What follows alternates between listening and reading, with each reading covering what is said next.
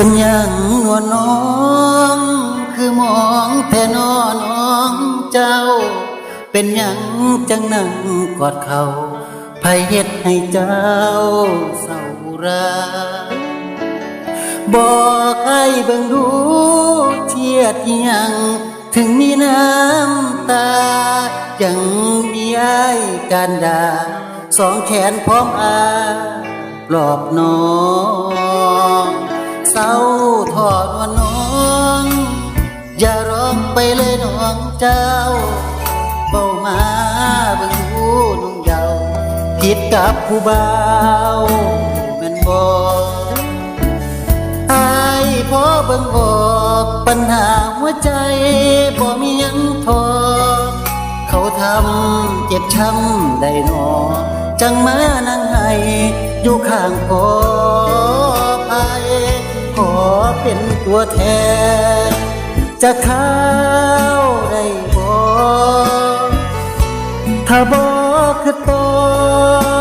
ผู้บ่าวคนนั้นให้เจ้าอายเศร้าเพียงให้ผ่านพ้นวันแล้วกลับไปหาคนนั้นเขาคงไม่ว่าอะไรอย่าเลยนวลน้องอย่าร้องไปเลยน้องเจ้าเริ่มใหม่เถิดนะน้องเยาว์กลับไปเว้าให้เขาเข้าใจเริ่มใหม่เถิดน้องอย่าร้องไปเลยซ้ำไว้ขันเขาป่าเขาไหล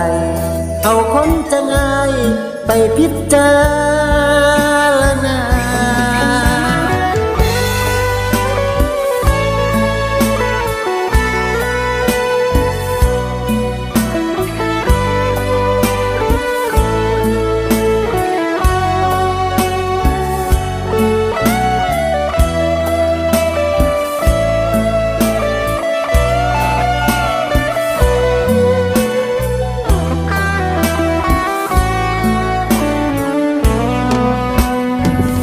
อย่า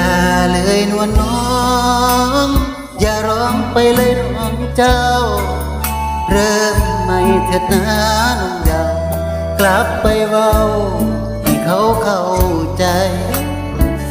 เริ่มใหม่เถิดน้องอย่าร้องไปเลยซ้ำไปขันเขาป่าเขาไหลเอาคนคืออาย